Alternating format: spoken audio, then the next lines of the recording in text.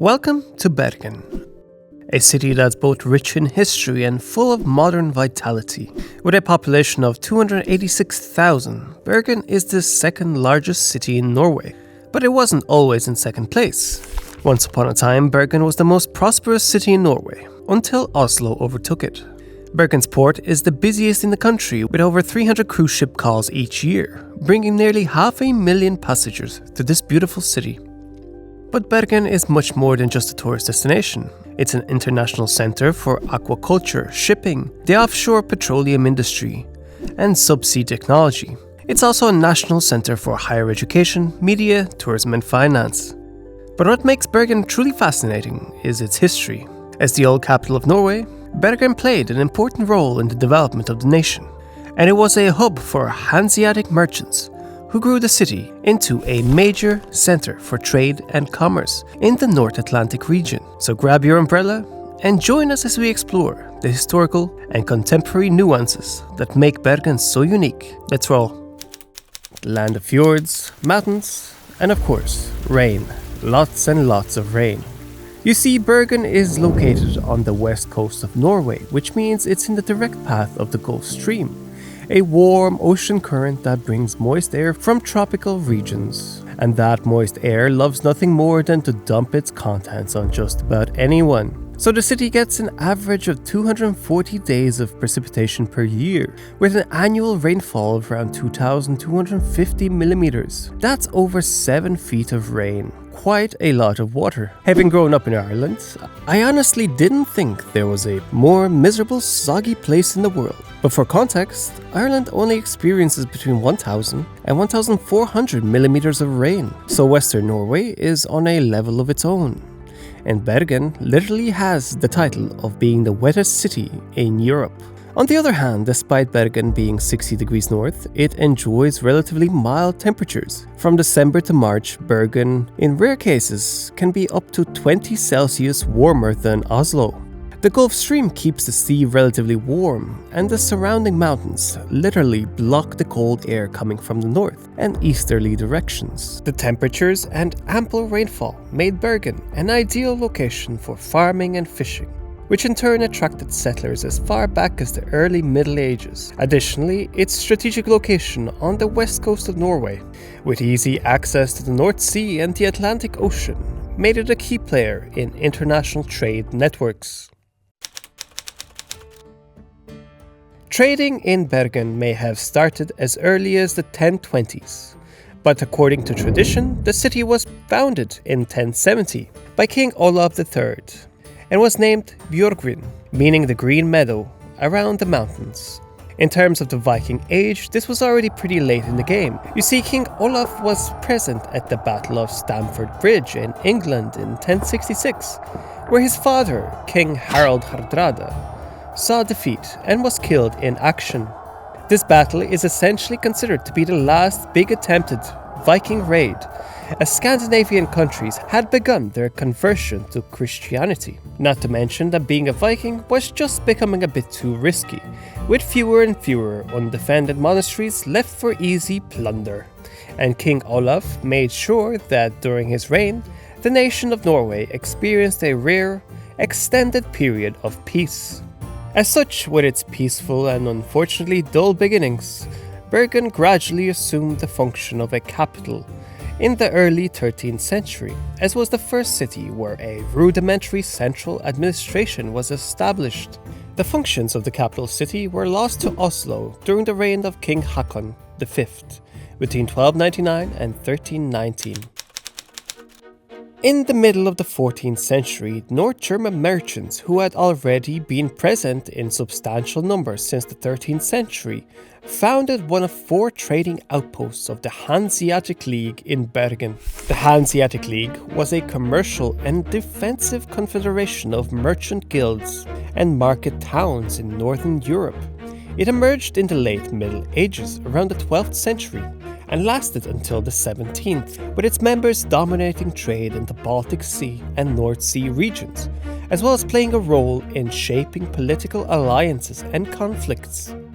The Hanseatic merchants lived in their own separate quarter of the town, where Middle Low German was used. The original houses have all perished in fires. Only a few original stone basements remain. The year was 1394, and a dark shadow had descended upon the unsuspecting people of Norway. An English ship had arrived in the harbour of Bergen, carrying with it a devastating menace that would soon ravage the city. When the cargo was unloaded, the ship and its crew started to die. Shortly after, the inhabitants of Bergen started to die also, and from Bergen it continued all over Norway. The Black Death had arrived, creeping silently through the streets like a merciless storm. No one knew where it had come from or how to stop it. Fear and panic spread like a wildfire as the people faced an unknown enemy, determined to claim as many lives as it could. It was caused by a bacterium called Yersinia pestis, which was carried by fleas on rats. And soon the streets of Bergen were filled with the bodies of the dead. Estimates suggest that between 60 to 65% of the population died, which had a profound impact on the country's social and economic structure. With so many people dying, there were fewer workers to tend to the land and maintain the economy. For Norway in particular, the death toll amongst elite classes was higher than in England or Sweden. Not to mention that the Black Death wasn't just a one-and-done incident. Later outbreaks occurred in 1618, 1629 and 1637. As a result, it is speculated that this led to a smaller ruling class in Norway, which could not protect the country's interests and independence, leading to a long period of economic stagnation in the country, especially as it coincided with the establishment of the Kalmar Union, in which Norway had little political power. The Kalmar Union was formed in 1397 between Denmark, Norway and Sweden, with the aim of creating a single unified state in Scandinavia. Norway played an important role in this union, serving as one of its 3 founding members. The union represented a significant change for Norway, which had previously been an independent kingdom. The union faced significant challenges due to its complex political structure and the competing interests of its member states. In particular, there were frequent tensions between Denmark and Sweden, which sometimes spilled over into open conflict. And Norway, at this point in time, had lost a lot of its political heft and wasn't really in a position to defend itself very much within the union. Norwegian merchants and traders often felt that they were being excluded from the economic opportunities offered by the union, and there were frequent disputes between Norwegian and Danish authorities over issues such as taxation and governance. In 1536, the Kalmar Union was dissolved, and Norway became a part of the Danish realm instead. This marked the beginning of a new chapter in the country's history, as a part of the Danish-Norwegian kingdom. During this time, the 2 countries shared a common monarch but retained their own separate institutions, laws, and currencies. The union was initially formed as a result of the Protestant Reformation and the subsequent dissolution of the Catholic Church in Denmark and Norway. And it was around this time and in between the Anglo-Dutch conflicts over the domination of the North Sea that Bergen would see action in its own harbour. The Anglo-Dutch naval wars were fought between England and the Dutch Republic. These conflicts were driven by various factors including trade rivalry, territorial disputes, and religious differences. The Dutch had established a powerful maritime empire in the 17th century, and their naval strength challenged England's dominance over the North Sea. As such, the English, eager to assert their dominance and protect their trade interests, frequently clashed with them. The First Anglo-Dutch War began in 1652 and lasted until 1654 and ended in a Dutch victory. The Second Anglo-Dutch War, which began in 1665, was also fought over trade and territorial disputes, with the English seeking to gain control over Dutch trading posts in the Americas and Africa. The Battle of Wagen, which occurred on August 2, 1965, was one of the major battles of this war, fought in Bergen's port.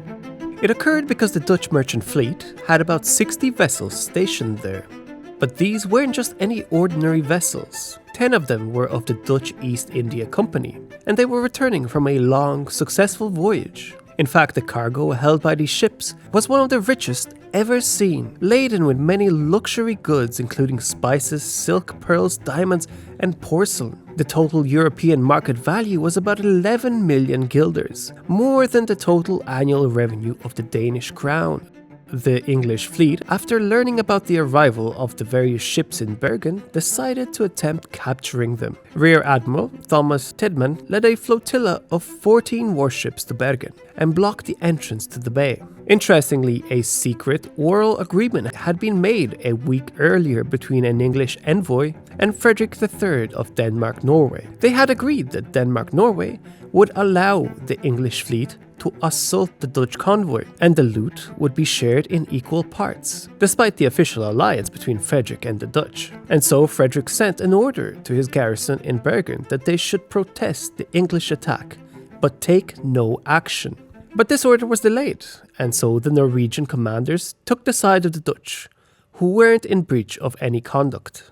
And so it was the morning of the 2nd of August, and tensions were high. The English had already sounded their trumpets and bet their drums, signaling to the Dutch that hostilities were imminent. As cannon fire erupted, both fleets engaged at a distance of only a few hundred meters from each other. The English fleet in a leeward position had better range, but their shots mostly fell short due to overcompensation. Meanwhile, fierce southern winds and rain blew the smoke from the English guns back to their own ships, blinding them to the fact that the Dutch ships were rarely hit. As the battle raged on, a stray English cannon shot landed in the Bergen's fortress, killing 4 soldiers. As a result, the Norwegian commandant responded with a counterattack, firing back at the English fleet. After some 3 hours of being pounded, the English blocking ships were routed.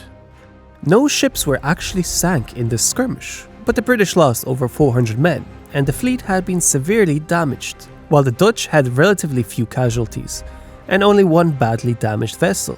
Frederick's orders for the Norwegian garrison arrived some 8 days later, and since the Dutch fleet was still there, the commander, to make amends or to have a chance at the share of booty, decided to invite the routed British fleet back for a second attempt at an attack. But the British had been beaten far too badly and weren't yet capable.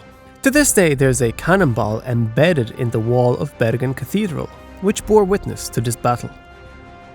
But this episode didn't mean that the troubles were over for Scandinavia.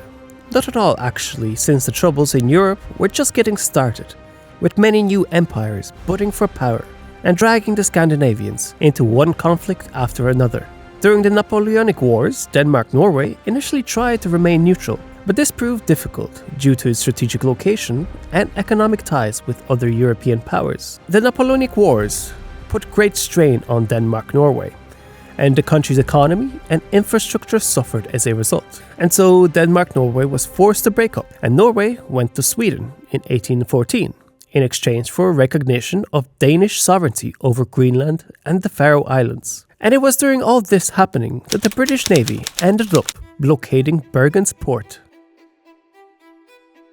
The British had been at war with France for several years, and they were determined to blockade the North Sea and prevent French ships from accessing important trading routes in the region. Bergen was a key target, as it was a major port and a hub for the fishing and shipping industries. In early August, British troops arrived in Bergen and quickly took control of the city. They established a base at the Bergenhus fortress, which had been built in the 16th century. The local population was initially afraid of the new arrivals, but they soon realized that the British were not there to harm them. The British forces allowed the local government to continue to operate, although with limited authority. They also took steps to modernize the city's infrastructure, building new roads and bridges, and improving the water supply system. But the occupation posed a blockade on the port, which had a significant impact on the city's economy. Many merchants were unable to trade and ship goods, and there was a shortage of food and other essential supplies. Despite these challenges, life in Bergen continued.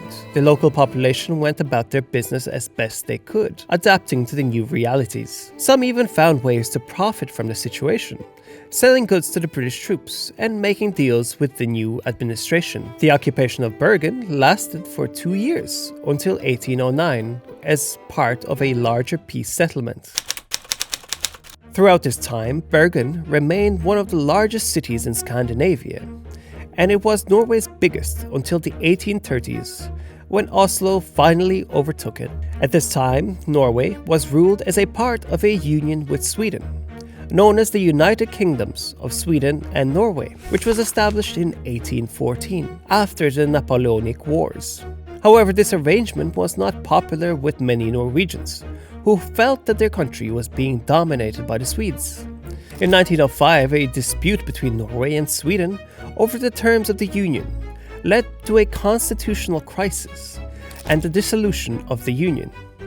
In a national referendum, the Norwegian people voted overwhelmingly in favor of dissolving the union and establishing Norway as an independent sovereign nation. Sweden initially refused to recognize Norway's independence and threatened military action. However, through diplomacy and international pressure, Norway was able to secure its independence peacefully and establish a new government under King Haakon VII. While Norway managed to maintain its neutrality during World War I and was able to trade and supply both warring factions with a minimal loss of life, World War II was different, especially since Hitler needed to secure a supply of iron ore coming from Sweden. In order to make this happen, the port of Narvik was essential. And so the German army invaded Norway on April 9, 1940, and most of the country was quickly overrun. During the occupation, the Germans used Bergen as a strategic base for their naval operations in the North Sea. They also used the city's airport as a base for their Luftwaffe. Bergen was liberated by Allied forces on May 8, 1945. The city suffered significant damage during the war, but it wasn't the fighting which damaged the city the most. The Dutch steam trawler Verbode had a long and storied history as a fishing vessel, braving the treacherous waters of the North Sea to bring in a bountiful catch for its crew. But when the clouds of war descended upon Norway, the ship's fate took a darker turn. Seized by the Nazis, the once proud trawler was transformed into a vessel of war, stripped of its fishing gear and outfitted for military transportation. In April 1944, it was on its way from Oslo to Kirkenes when it had mechanical problems, forcing it to seek repairs. The ship was allowed to enter Bergen harbor while loaded with 124,000 kilograms of explosives. On the 20th of April, the bustling city of Bergen was going on about its daily routines, unaware of the ticking time bomb in its harbor. And at precisely 8:39 a.m., the Verbode suddenly exploded.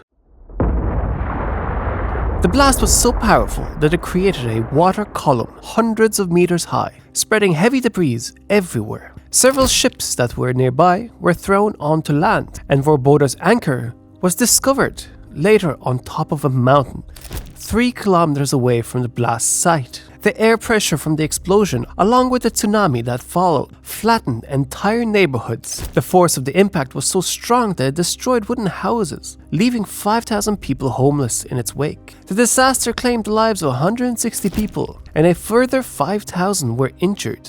The Germans initially tried to conceal the extent of the catastrophe, probably because it exposed their failure to maintain security regulations. But the explosion also occurred on Adolf Hitler's birthday, so there was some suspicion of sabotage. But investigations revealed that the explosion was an accident caused by self-ignition. After World War II, Bergen, like much of Europe, faced a period of reconstruction and recovery, with many of its historical buildings destroyed or damaged. However, with the help of aid from other countries, it was rebuilt and was able to recover. The restoration work was carried out using traditional methods and materials, ensuring that the buildings retained their historic character. The post-war period also saw significant economic growth. The city's industries, including fishing, shipping, and tourism, all experienced growth in the years after the war. The growth was supported by government investment in infrastructure and education, leading up to today. In recent years, Bergen has become known for its beautiful historic architecture, stunning fjords, and vibrant cultural scene. It has also become a hub for technology and innovation, with a thriving economy supported by a diverse range of industries. The city is home to Norway's largest port, which handles over 9 million tons of cargo each year. Bergen is also a major hub for the country's fishing industry, with over 1,000 fishing vessels operating.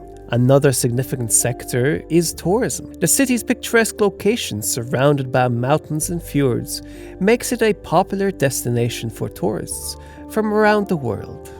In 2019, Bergen welcomed over 3.5 million visitors, who spent a total of 3.7 million nights in the city, making it an essential part of the city's economy. According to data from Statistics Norway, Bergen has a GDP of over 121 billion Norwegian krone, or approximately $13.4 billion US dollars. The city's unemployment rate is low at around 3.7%, and average wages are high, approximately $5,200 per month. In terms of income inequality, Bergen is one of the most equal cities in Norway, with a Gini coefficient of 0.28. Overall, Bergen's future prospects look bright, and the city is well positioned to continue growing and thriving in the years ahead. Now, want to stay in Norway? Watch my video on Tromsø.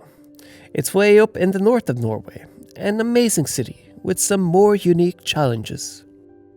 And this is my Patreon map. Would you like to be added? Or have some more say in what next video is about? Please join us. Your support is absolutely invaluable. And many thanks to everyone on this map who has sponsored the show. Geoperspective out.